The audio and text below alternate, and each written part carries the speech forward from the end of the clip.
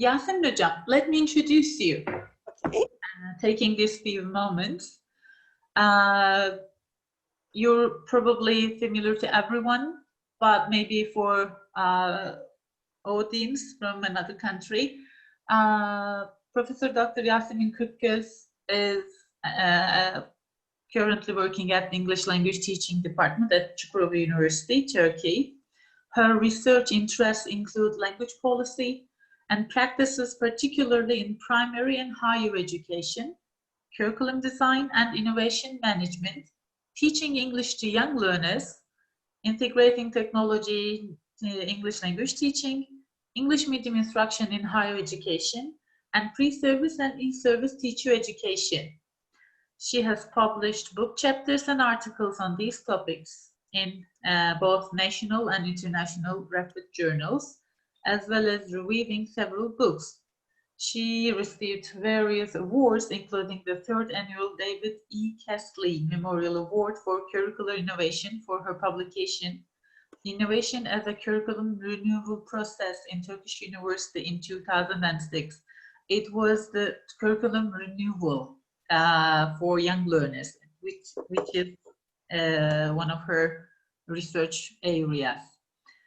And also another award for the Leadership and Management Special Interest Group Award from IATAPL in 2013.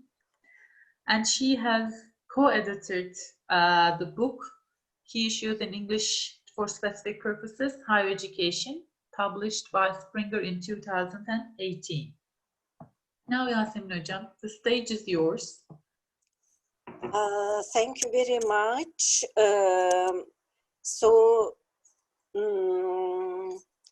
All right. Is everything all right, Gonca? No problem. We can all see you. Okay, if you great. like, you can share your screen now. Okay. Thank you very much for this nice introduction and for inviting me as a plenary speaker for this conference. In line with the theme of this conference organized by ILTERG Group, I will be presenting on a teacher professional development program that I have initiated, maintained, and successfully completed, sponsored by TÜBİTAK Scientific and Technological Research Council of Turkey. What I will be talking about today is, first, I will briefly mention English language, the role of the place of English language in school curriculum in Turkish education, and foreign language curriculum reforms that we have experienced over the years, and the need for teachers' professional development. I will introduce my teacher education program project, which involves collaborative action research project, and I will present two main cases from this project, and I will conclude. Well, Turkey occupies a unique position in the world. It acts as a kind of bridge between the two major continents. A large part of our country is located in Europe, and a relatively smaller part in Asia, and a relatively smaller part in Europe. And we are a member of many international organizations. Due to Turkey's place in the world's geography, Turkey has a major contribution to make to its neighboring countries and the world. It becomes inevitable for Turkish citizens, especially the growing generation, to speak English as the world's lingua franca. So the Turkish Ministry of Education has recognized this important role of English in Turkish education system, and the ministry, one of its quite recent document highlights this issue in this quotation. There is no question that the key to economic and political and social progress in contemporary Turkish society depends on the ability of Turkish citizens to communicate effectively on an international level, and competence in English is highlighted as a key factor in this ability. So communication through English is stressed by the Ministry of Education. Because of the role and importance of English, over the years, we have had three major curriculum reforms. The first curriculum reform took place in the year 1997. In fact, it lasted over a couple of years more. This curriculum reform, this curriculum project was financed by the World Bank, and the aim was to enhance the quality of education in teacher education programs. It was called Teacher Development Project. And this project, in addition to producing new courses at teacher education departments, had an important impact at school level. In 1997, primary education, which until then lasted 5 years, was combined with a secondary level education, which was 3 years, into a single stream.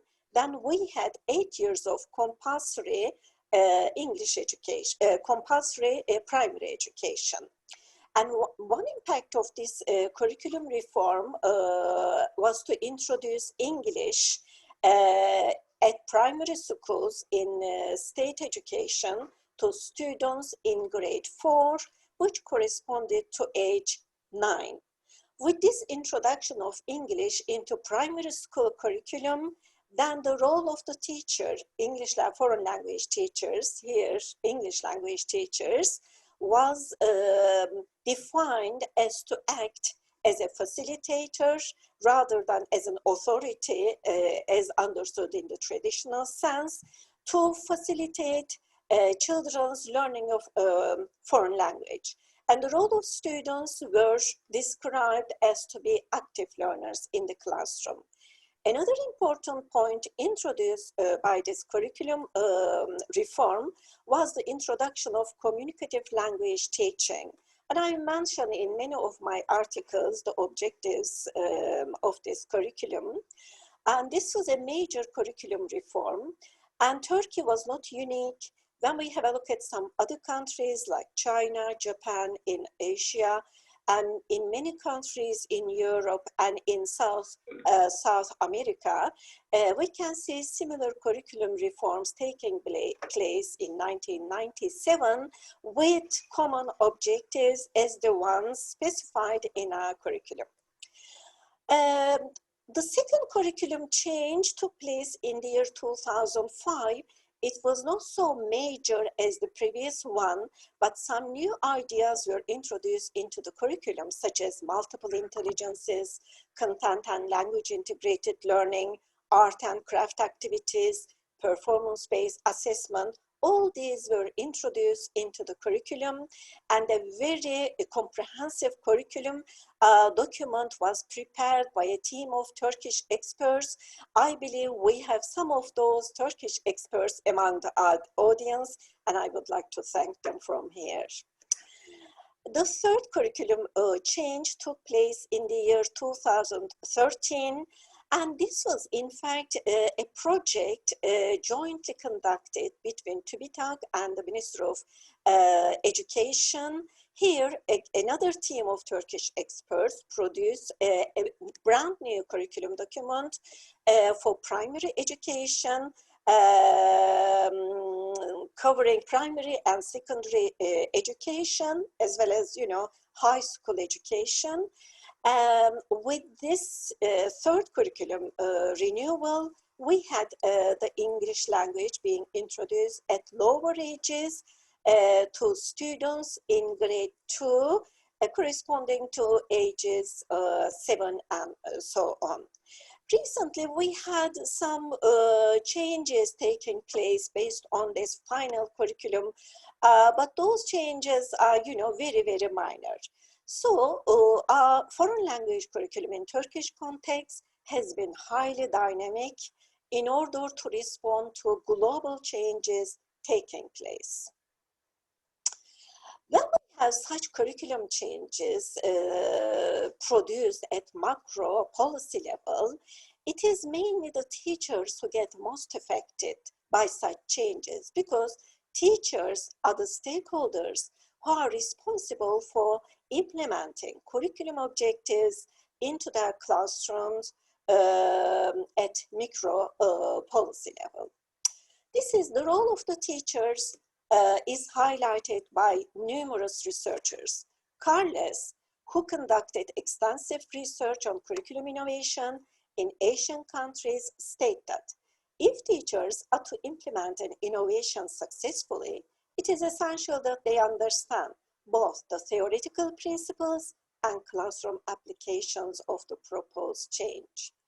Another researcher, earlier than Carles, mentioned that if the philosophy of an innovation and teacher theories are out of balance, teachers will tend to interpret innovative ideas in light of their own theories to conform to their own teaching style, which means that new ideas will not be implemented as intended by the curriculum planners.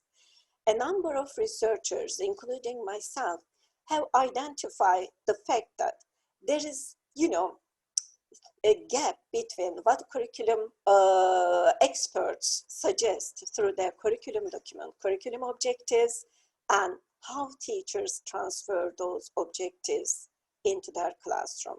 And this situation is not unique to Turkish context, but it is true throughout the world. So with the latest curriculum, well, this is a curriculum document covering the grades from 2 to 8. So it is a very comprehensive document mentioning about the philosophy of curriculum, giving a list of objectives for each grade and suggested activities and so on. As can be seen in this figure, at lower grades, grade 2, 3, and 4, almost all grades, listening and speaking skills are given priority so that learners can communicate through the target language. At lower levels, there is very limited reading and writing, but these skills are gradually introduced at upper levels. Theme-based approach is advised. Lots of activities are suggested by the curriculum document, and of course the curriculum benefits from Common European Framework of Reference in its design principles. My focus today is the primary level students, called young learners. When teachers are assigned to teach young learners, we know that there are differences in the characteristics of young learners and adults. For the successful teaching of English for young learners, it is necessary to understand young learners' characteristics because this plays a very important role in how teachers can improve the quality of teaching and learning process. With the latest curriculum reform, because English was introduced at younger ages, it was important for the teachers to understand the characteristics of young learners, a lower age group.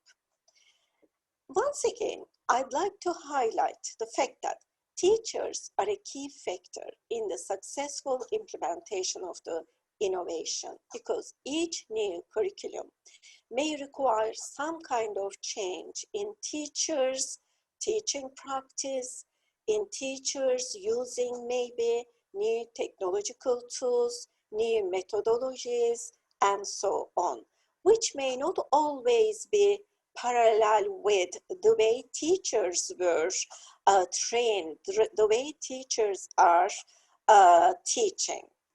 So it's absolutely necessary to support teachers, to have them accommodate new ideas into their existing knowledge, so that they can put new ideas into practice, particularly during the critical first few years of the innovation process. The first couple of years following a curriculum innovation, curriculum change process is very important, because during this process, teachers need to understand the requirements of new curriculum. They need to be able to interpret those objectives in the same way as those objectives are intended by the curriculum producers, so that a successful implementation of new ideas can be implemented, and new curriculum objectives can be implemented effectively by the teachers. So I became interested in curriculum development is one of my areas of interest. And following the latest curriculum change, I wanted to find out how teachers cope with the requirements of teaching to young learners in grade 2 classes, because teaching to grade 2 classes was an entirely new idea for teachers, English teachers in state schools. So I wanted to initiate a project. When we have a look at in-service teacher development, it is possible to say that conventional model of in-service teacher development programs are often criticized for a number of reasons. First of all, researchers say that they may not always address the specific issues experienced by teachers. Another problem mentioned is related to the fact that such in-service teacher development programs may often favor a particular instructional method, assuming universality of approach. By in-service conventional model of in-service teacher development models, I am referring to short training programs, one-shot type of training courses. They are top-down, usually offered by, Ministry of Education and so on. They certainly have, benefits, but these are some of the criticisms raised against these teacher development programs. They are over-focused on short-term priorities. However, we know that teachers may have emergent problems each day, each week. They may have different problems. Teachers' problems may differ from day to day. And final criticism raised is related to the fact that knowledge transmitted is generally conceptually far removed from the contextual realities of the teachers. As I will illustrate in relation to the teachers' problems that I observed in the teacher training program we initiated, each teacher had her own context-specific problems that were unique to that teacher. So, rather than focusing on such conventional teacher development programs, I decided to explore the benefits of action research in my teacher training program as the theoretical framework. Action research is a process through which practitioners, teachers study their own practice in order to solve problems in their day-to-day practice and to improve the quality of action. Here, the quality is highlighted.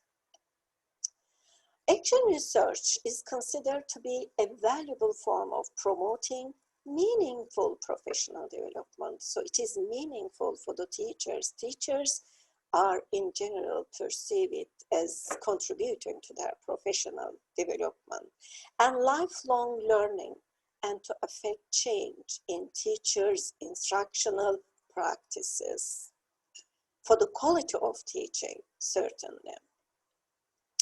In a typical action research cycle, we can see acting, observing, reflecting, and planning. The first point, in fact, in an action research is identification of a problem or a puzzle or something that the teacher would like to explore, something new, innovative. Having identified that issue, then comes planning action. To do this requires doing some kind of research. And then, having decided on the action, the next stage is implementing it, putting it into practice in the classroom context. Here I am referring to practicing teachers of English. Of course, we can use it with pre-service teachers as well. Then it is important to observe, to find out whether this new plan is effective or not, because it may not necessarily be effective. Sometimes there may be more problems. And reflect upon this experience. So then a cycle is completed. If the initial issue or a problem has been resolved, then the teacher may continue with a different type of issue, or he or she may want to experiment with something new.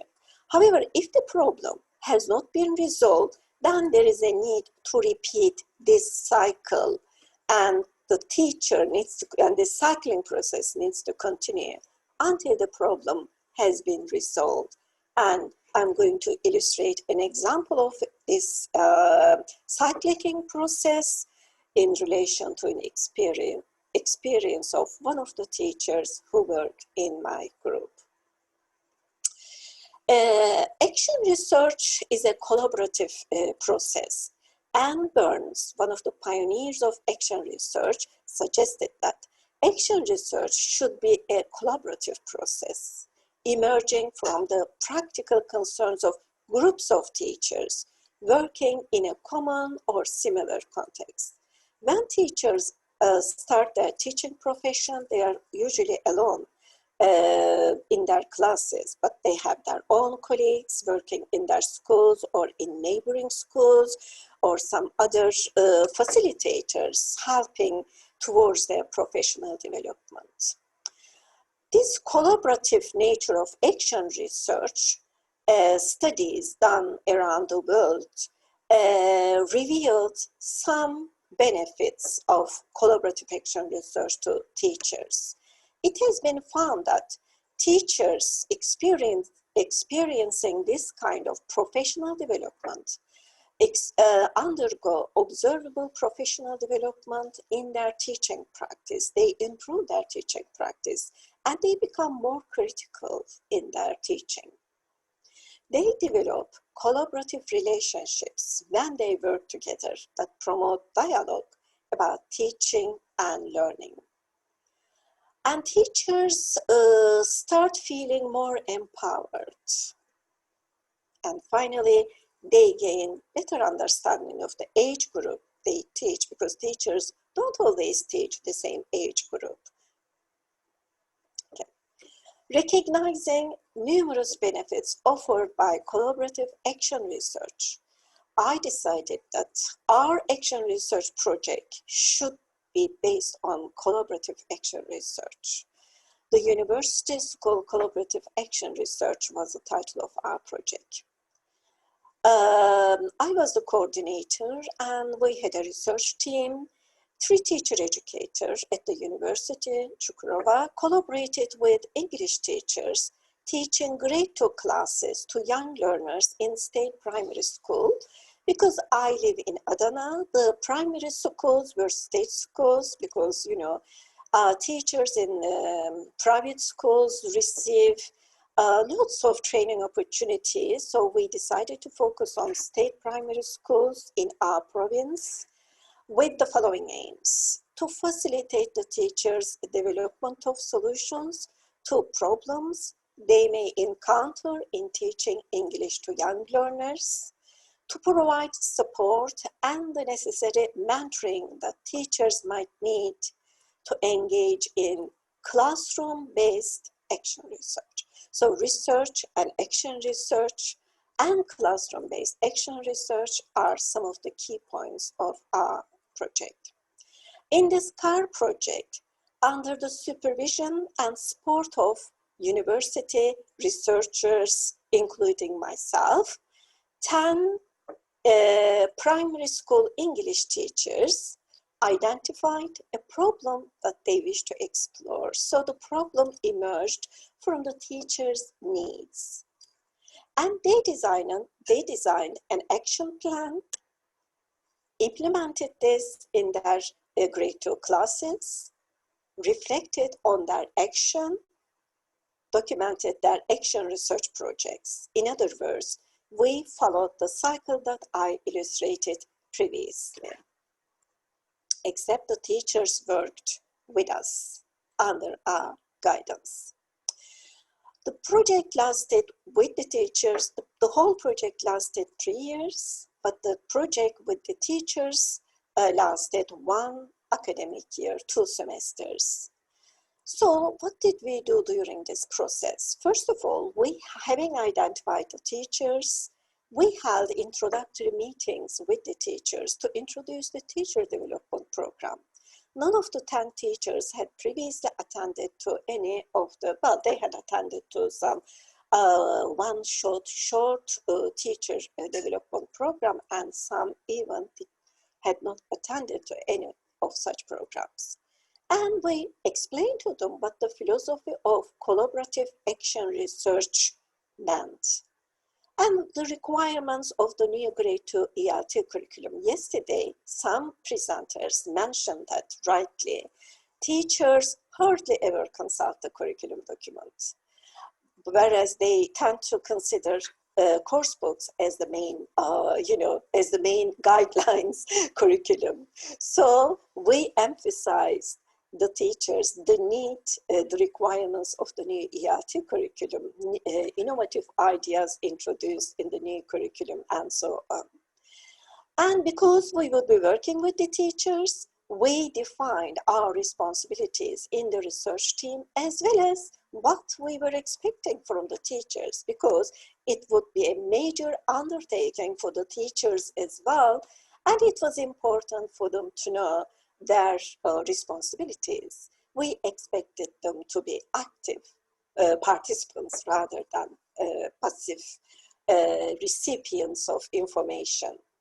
Now, our responsibilities in the research team: mentoring teachers, motivating them, coaching them, being a source of inspiration, leading by good examples, enlarging their vision, working as a team, because we considered ourselves as a team. And I believe we successfully fulfilled all those responsibilities. And the end result is a success. What about teachers' responsibilities? We explicitly mentioned to the teachers to take responsibility for their own professional development. It's very important for the teachers, to take this responsibility and ownership for the learning process, to be dedicated to the whole process. This project was also bringing extra work for the teachers because they were teaching full-time in schools, and they were asked to do some research, to apply action research, which was something extra for them. So we expected this dedication. commitment by the teachers, willing to implement new ideas, because we know that some teachers may resist some of the innovative ideas. Luckily, we didn't have any of such teachers in the group. To take a dual role, to be they were teachers, but at the same time a researcher. Okay. So having established these responsibilities, having made the responsibilities clear with the teachers, we started our project. During the course of our project, we had focus group meetings with the participation of teachers plus the whole research team. When did we have these focus group interviews was after each teacher completed action research cycle. During the whole year, each teacher completed 4 action research. Some teachers did this individually, and some teachers completed action research collaboratively. If they were 2 teachers working in the same school, if they experience a common issue, common problem, and sometimes they carried out action research collaboratively. So after the completion of each action research, we had focus group interviews. Teachers completed 4 action research projects, 2 in the first semester, 2 in the second semester, so we had 4 focus group meetings. During this time, our role was mentor, coach. So we had to provide some kind of support for the teachers. We held a number of workshops. Teachers needed drama, and we provided some drama lessons, drama techniques, so that they could apply them in their classes. We provided resources from some educational websites, and I provided articles to give them practical tips, practical information related to their problems, related to their needs. We had numerous phone calls and email exchanges. During this process, we were researchers at the same time, and we were interested to find out whether our collaborative action research was having any kind of impact upon the teacher's professional development. In order to address this issue, we collected information, data from different sources. We held interviews in addition to having focus group meetings. I carried out weekly lesson observations with the teachers I was mentoring, and so were the other researchers in the project team. We had group discussions. We collected data from teacher-created artifacts such as lesson plans, because for each action research, planning is needed, and this planning was done through lesson plans. And we facilitated the teachers preparing lesson plans if they needed, and we checked them before they put the plan into action. And teachers' documentation of the whole action, because that was their journey, that was their personal experience. We asked them to document, to write down, to put down their experiences, and I will also illustrate it. And action research projects. Okay, so having briefly talked about our project, I would like to illustrate 2 cases I am fascinated by. The first case is the case of Didem. I am using the teacher's names. She was such a kind and affectionate teacher. At the time of the study, she had been teaching for 11 years. But it was her, it was a new experience for her to teach grade 2 classes. She had previously taught in another school. Okay. What was her problem? I mentored Didem. I was her facilitator. Well, Didem was having little or no problem she was the only grade 2 teacher in her school. She was teaching all grade 2 classes. And in her classes, she was having little or no problem except 2D, where she was experiencing a serious classroom management problem because the kids are young, there was a lot of misbehavior, noise, and so on. So we worked together, I worked together to resolve this problem. And my observation of her lessons showed that her class was really chaotic. We had to find a way of solving this. In the planning stage of her first action research experience, I suggested DDAM to use some engaging activities. We did some research, we found some very interesting activities, and she prepared a lesson plan, and the lesson plan consisted of using hands-on engaging activities for the kids. She applied it successfully in her lesson, and this is her reflection. She says she observes that students like the activities, but she is dissatisfied with the classroom management issue. I couldn't achieve the whole class control that I aimed at because, there were around about 20 kids. Even 20 is quite a lot. It's a high number. Half the class appears to be engaging in the activities, but the remaining are busy with other things. She says, although I tried to get all the students to involve in the lesson, I saw that some students were still inattentive. So the first action research was a first attempt. Then we had to continue with different techniques. I suggested DDAM to adapt 6 thinking hats principle to classroom management. DDAM took it up. She liked the idea. She did some reading and under my mentoring, and we both decided together that this class would need something more attractive, more interesting, and more different. She prepared 6 different colored hats and to be used for classroom management purposes. Each hat represented a different meaning, each had a different function. And we decided to put some pictures on the hats to have students remember the meaning of each hat, because this was a bit of problematic classroom, and obviously this technique was to be used during the whole academic year. So as you can see, black hat represents quietness, blue hat game time, yellow hat represents another activity, which is speaking.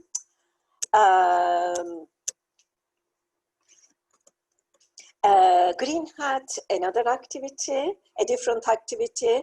Red hat, listening activity. And white hat had the meaning of, now it's time to do some work with the textbooks. Okay, so DDAM, first of all, introduced each hat to the students and explained the meaning of each hat, because it was important for the students to recognize what each color represents. She asked the students what each hat symbolized to find out whether they have understood it or not. Then she started wearing the relevant hat as she was teaching. Switching to a new activity meant putting on a different colored hat then. Here you can see her wearing black hat, trying to asking some, quietness from the students. White hat, she moved to a different activity, and she's now wearing a white hat. But she applied it in her class, and I observed this very interesting, the use of very interesting technique. This is what she reflects. She says she observed observable improvement in managing young learner classroom. And this is what she says in the interview I had with her. Before starting the project, she says she was uncertain about how to handle difficult pupils showing all sorts of misbehavior because of the young learners' characteristics. they have short attention span, they are very active. And she says she desperately needed some guidance, some help, which came from us. And she expresses her satisfaction for joining the project. And she admits that of all the techniques she tried, 6 thinking hats helped her a lot in classroom management. And the students also, as far as she is concerned, are happy with the use of this technique. And when I have asked students what they think about this, the students also express that happiness. We love colorful hats. They are fun and entertaining. When we see our teacher wearing the green hat, we know it is song time. So it's very important for the students to understand that the teacher is moving to a different activity, wearing a different colored hat. So they get ready to sing songs. So when I observed classes, I was also impressed to see that students were really getting ready with the teacher wearing a different colored hat. All right. Each hat tells us of what we should do. It's really entertaining. We enjoyed them a lot. I also, as an observer of this class, enjoyed a lot. So they then continued using this technique in this classroom throughout the whole year. When when we had focus group interviews at the end of completing each action research cycle, she presented her project to her colleagues, to her friends in the research group. They also liked the idea and they decided to use, similar things. So there was learning from each other for their professional development.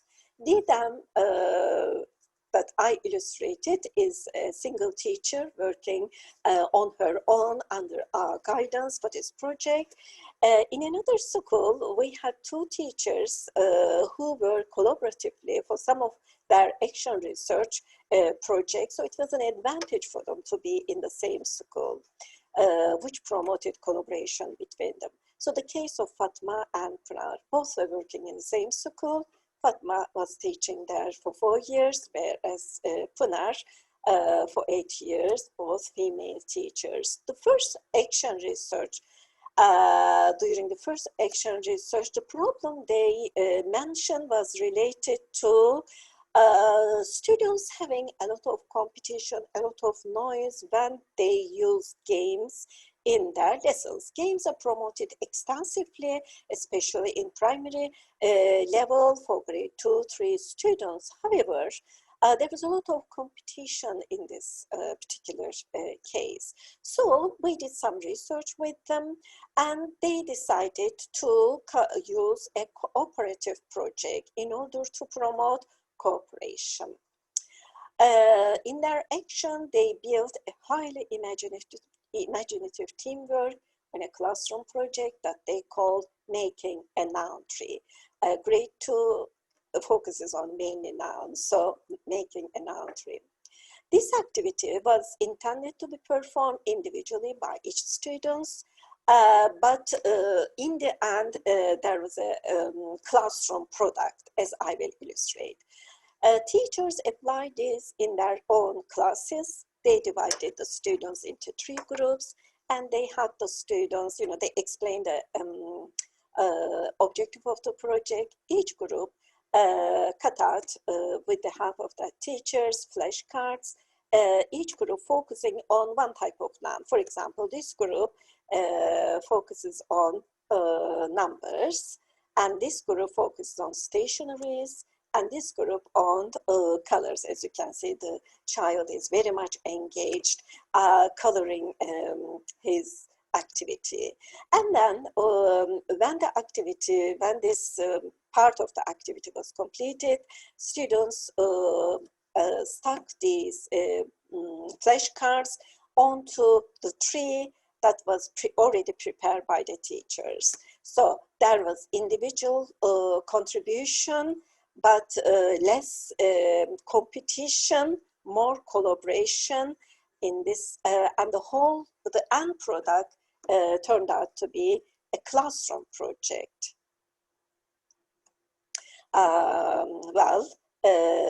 These trees belong to 2 teachers. So in this way, the teachers had resolved their problem, and they were satisfied with this cycle of action research, and they didn't need to repeat it again. And in the following action research cycles, they focused on different topics. Within the time available, I am able to present only 2 examples. We had so many nice, interesting examples. Each teacher focused on a specific problem that they had. Some focused on technology, others focused on how to use real objects effectively, how to improve young children's memory, because children learn things quickly and they forget things easily. Okay, findings of our research. We have found that teachers from the same or different schools, when they come together and to work on a common theme, I mean, teachers were from 8 or 9 different schools in our project. They were not on from the same school, of course. I mean, some of them, 2 of the teachers were from the same school. They were able to deepen their knowledge of how to teach grade 2 students effectively, which was very important for their professional growth. They increased their awareness of new practices in teaching English to teach this age group. They learned so many new techniques. They were able to gain considerable support from us, from the university researchers, about novel practices to solve contextual problems effectively, and they enhanced their motivation. They became more confident, more motivated in teaching English to this age group, which was a new concept for them. They lacked at the beginning of the project. In conclusion, innovative in-service teacher development programs are needed to address the actual needs of teachers.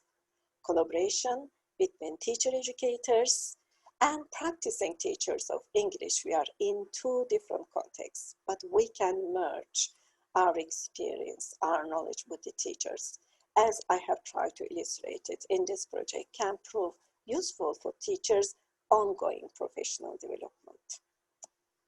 Collaboration plays another crucial role in guiding the teachers about how to improve a specific issue in their classroom context through an action research project.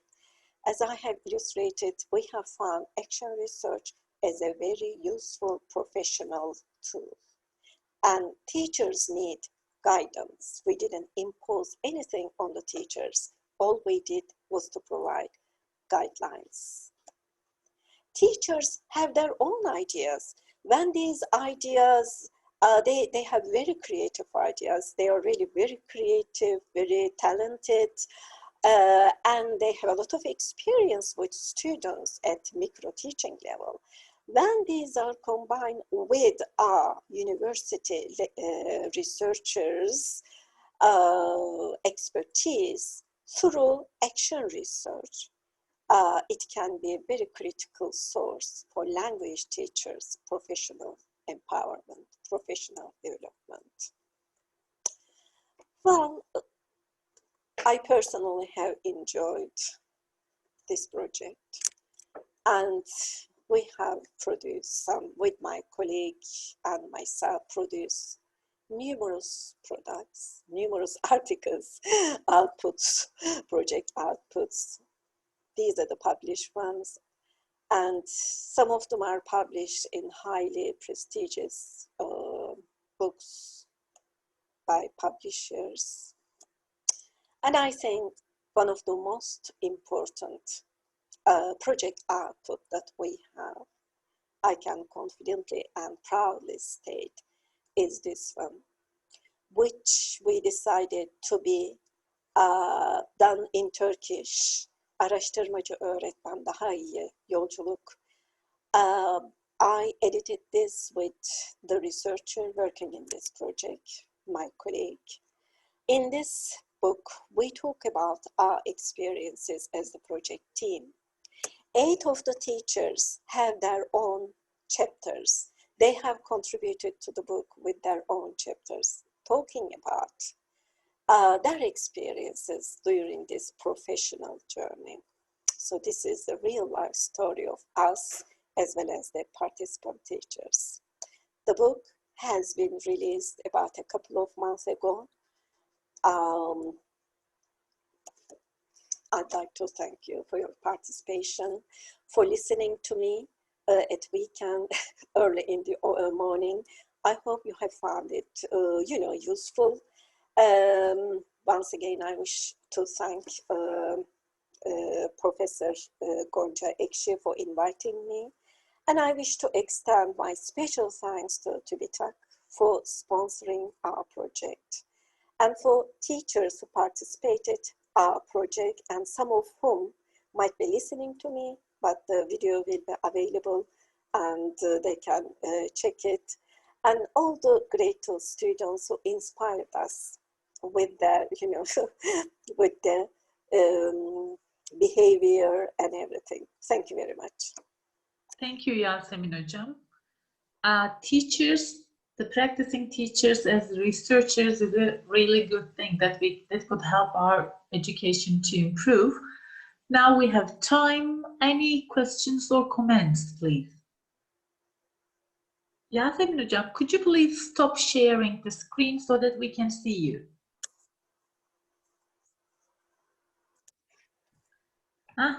Now.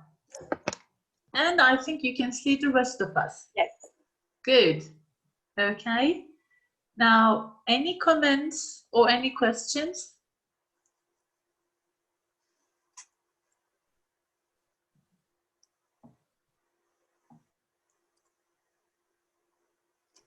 We have several thank yous then. Yasemin Hocam, do you have any concluding remarks? I think I have mentioned almost everything that I need to say. As a teacher educator, I really enjoyed working with practicing teachers, particularly after a curriculum change, which brought about some new ideas for the teacher, new requirements from the teachers, because it was a totally new age group. Even setting up games and activities, managing classroom can be a problem sometimes for the teachers. So, well, what was interesting was working with them, learning from their experiences, and helping them during this very critical time. We learned a lot from this experience. Another thing, as you also have experience, is going through doing this through a project, initiating a project, managing it, and ending it successfully. I think it is another rewarding aspect to me and to my colleagues working in the research. Yeah. Bena Hocam. Yes. Now we can hear you. It said unmute. Host doesn't let you unmute. Yasemin Hocam, well, first of all, congratulations on this wonderful and inspirational talk. As we all know, not every talk is inspirational. Well done. Thank you. I would like to offer comments on action research. I have done some years ago a similar action research study with teachers at METU, and I understand how difficult, or let's be positive, challenging that can be working with teachers. And if you really care about them, that's even more difficult or more challenging. But I think it's one of the best ways of enabling curriculum change to create meaning for teachers. Because one of the problems of educational change is that it has no meaning for teachers. The curriculum writers or the authorities have some kind of meaning of it, but teachers don't have any meaning. And action research can create that. And action research can also, because it can be done in many cycles, has no end to it. And it provides a continuous learning experience for the teachers. So I'm all for it, action research. And I'm very excited when I hear about action research projects. And I wanted to share my feelings with you. Thank you very much, Bena Hocam. It's very nice to see you. While explaining this, I was expecting this comment. I know you have done your PhD at Aston University on action research with a group of teachers. Yes. I mean, I haven't really touched upon our challenges because we were so keen on doing this. We certainly did have our challenges, you know. Yes, I bet you did. We did, but you know, we managed those challenges. It is difficult working It is, with and it. especially teachers like to talk, you know, and when you give them the floor, everyone talks so much. That's what So they did, Hocam. much. That's what they did in focus group interviews, and some Yeah, of our focus group, which we yeah. recorded, lasted, you know, as long as 4 hours. 4 hours. We let the teachers to talk and, you know, to share their experiences and so on. Very nice experiences, but I recorded teachers' meetings, and I had a total of 99 cassettes at the time. I was using cassettes, 99 cassettes for a total of 3 years. A week, weekly meetings, 99 cassettes full of teachers' talk. Oh, yes, dear. it's a very precious source of information It is. to do a lot of things about teacher talk. Did you have trouble in analyzing that data? We are, well, transcription has taken a lot of time. We have Yeah. completed transcription.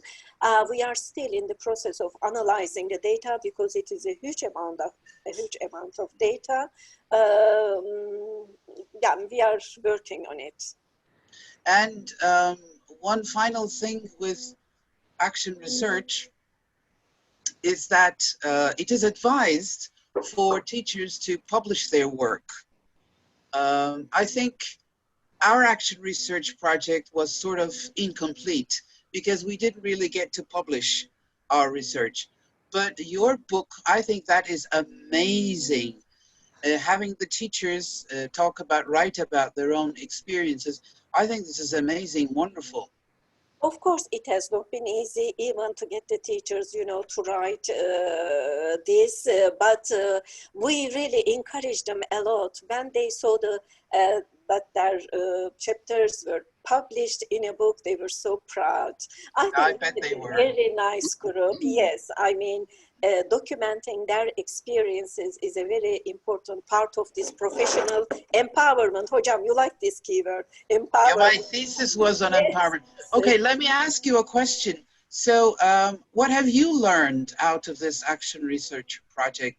I mean, what is the most dramatic thing that you learned working with teachers? What I learned was, you know, in teacher education programs, we talk about what action research is. In theory, it remains largely in theory. Yeah. Here, I mean, I went through the whole process with the teachers. I learned a lot from their experiences. I mean, even talking about this, you know, using different colored hats in the classroom and observing its positive effect on dealing with classroom management issues. All these have been very exciting for me. Good, thank you. You are welcome, Hocam. Thank you for your comments and contribution. Okay, thank you, everyone. Anyone, any comments? We have just a few minutes. I would just like to thank Yasemin Hocam very briefly. Yasemin Hocam, as always, it's a great pleasure to listen to you. Thank you very much. The participants had wonderful, useful insights and comments. And not only the content of the project, but as I said, it's a great pleasure to listen to your clear presentation. Since you explain and talk about everything so clearly, we don't have any questions. So that's what I thought. I'm actually very impatient to read the final paper of this project. I'm sure it's going to be very useful and interesting. I have already given in the... Oh, this is part of the book, was it? But plus in the, I have included only the project outputs, some articles that we produce. But of course, there is a very huge amount of data that needs to be analyzed and, you know, inshallah published, and we will be working on this. So you can get a general idea of the project through, I mean, I can also send anything that you wish to you with great pleasure. That's great. Thank you again. Thank you very much. Okay, thank you everyone for your contribution early in the Saturday morning. Now I'll be ending this session, the plenary session. We will have a 15-minute break, and after that in 4 of the rooms we will have concurrent sessions. Let me remind the workshops in the evening again. There were 3 workshops. One of them is by Bena Hocam here about NLP, and it will be a great interactive event. The other one would be about technology, augmented reality, and the possibilities it offers to us. And then the other one is from Erumark from Gazi University. Those who would be interested in conversation analysis or microanalysis could attend to that. Bora Hocam is also here. Bora Hocam. Yeah, you will be in room 2, if I'm not mistaken. Okay, so we would be all happy to see in concurrent sessions, in workshops, 2 more plenaries, closing plenaries. One of them is again about by Sedat Akayoğlu Hocam, about technology and its use in language teaching. The other one is by Ceylan Yangın Ersanlı. It's about collaboration in research and project management. And concluding remarks with me, it was a pleasure to be with you here and will be throughout the day. See you in 15 minutes. Thank you. Thank you.